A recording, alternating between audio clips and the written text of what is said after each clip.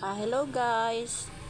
Ito na po yung yung tinabas-tabas ko na papantalunin. So, uumpisa na po natin ang pagtate. Ayan po, gumawa po muna ako ng waistband and then lagyan natin ng marking. Tsaka tatabasin po natin ng konti. Yung matitira lang ay half inch. Ayan. And then, yan naman pong ginawa ko ngayon ay yan po yung zipper. So, pasensya na po kayo at hindi ko na po na-flex ng maayos yung paggawa ng zipper. Akala ko kasi naka-on yung aking telas, yung aking video. So, nakaupo pala kaya hindi ko na napakita sa inyo ng kung paano ko ginawa ang zipper. So, ito naman po yung yung sa pocket po ng pantalon. Ayan po. Pa-slide po natin ginawa yan. Ayan.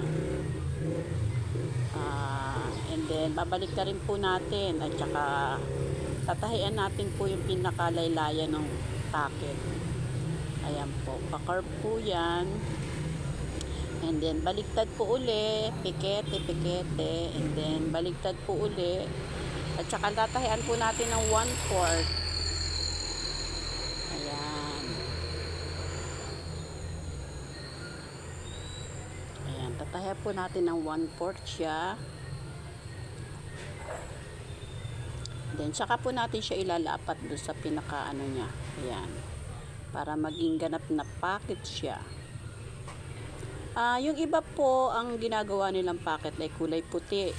Yung pong terantelang puti. So, dahil sa hindi na po masyado yung ganon, at saka may mga sobra-sobra po naman na tela, kaya yan na po yung ginagamit ko sa ngayon, yung tirang tela. Yun na po, para kakulay din po. Kasi kapag puti po, marami pa pong busisi, kailangan po magkabit ng facing, and then kailangan po pang itahi yun. So, ayan naman po okay na. Ginagawa ko po yun kapag kulang ang tela, mga walang sobrang tela, yun, ginagawa ko po yung ganon. So, ayan na po yung pocket natin. Kailangan lang po lapat na lapat dun sa pinaka niya. O, ayan. Tapos na po. So, ang ngayon naman po, ang gagawin naman natin ay yung sa back. Yan po ay crotch. Yung pinakaanuhan po sa upuan, yung sa upuan, ganun, yung pang-upo. Pang-upo. So, and then, ayan naman po ay ikakapit na po natin yung front. So, ayan po yung front. Ako po kasi nagkamali ako ng ako po kasi sa laylayan ako nagkakapit ng nagjo-joint po ng ng front and back na pantalon. Sa laylayan po ako nag-i-start. Yung iba po sa ibaba ay sa taas, pababa. Ako naman po pababa, pataas. Ayan. Ewan ko po din po ako parang mas okay sa akin ba. Ayan. Medyo alalay din po ang pagkapit sa Hindi po yan pareho ang hatak. Alalay din po ang hatak sa ilalim. Ayan po.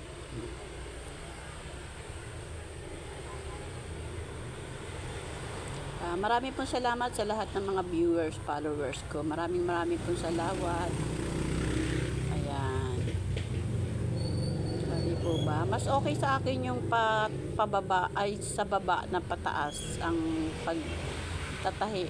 Mas po ako doon. Ayan. Dinabuo na po natin. So, ang gagawin naman natin ngayon ay i-edgingan natin yan para makita natin yung difference niya. Kung malawag ba siya or masikip. Susukatin pa po natin yan pagkatapos natin edgingan. Kasi ikakapit po natin ang waistband. Titingnan na natin kung tama yung sukat. Kapag kulang pa, pwede pa natin siyang tahian kahit konti.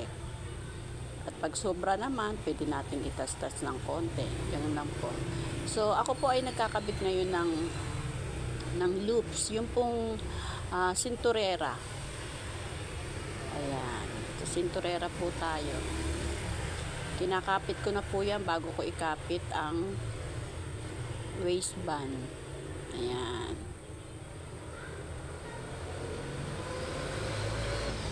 Diba? So, ngayon po, ang gagawin natin ay ang pagkapit naman ng waistband, ng bands niya. Ayan po. Medyo may pasobra po kasi ako dyan. Ayan. Dyan po sa kinakapitan ng para lagyan ng button, medyo konti lang po. Yung po matitira na 2 inch, yung matitira dyan, yun po yung pinaka allowance natin na ipapasok natin sa loob ng waistband para anytime na sumikip, pwede pa natin siyang tas-tasin. Ayan po.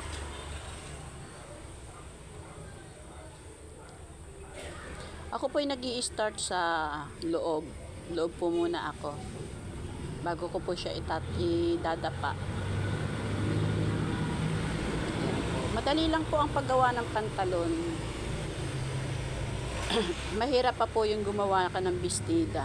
Yung pantalon po kasi simple-simple lang siya eh.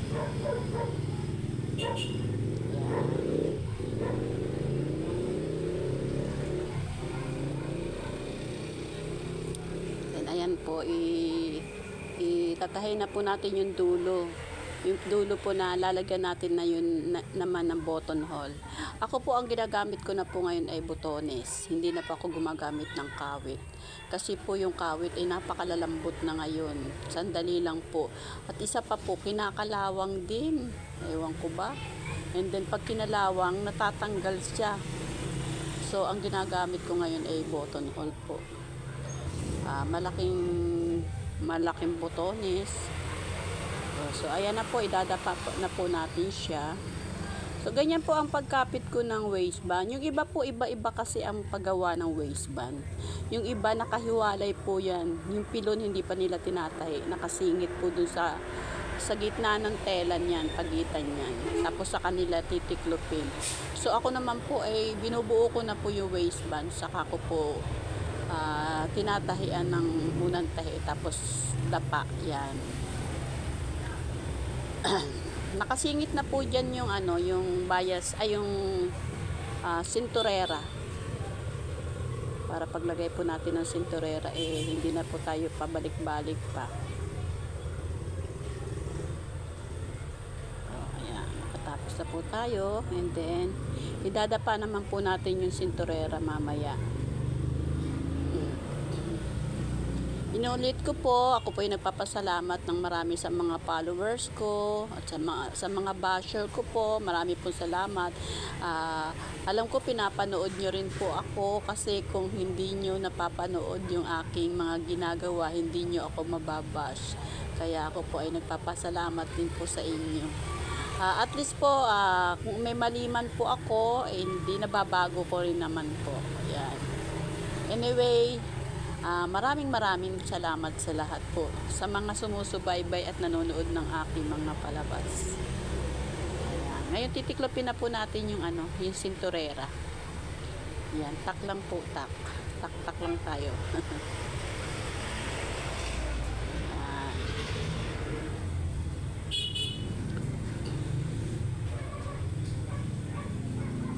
Medyo nakakabali po yan ng karayom. Madalas ako mabalian ng karayom dyan.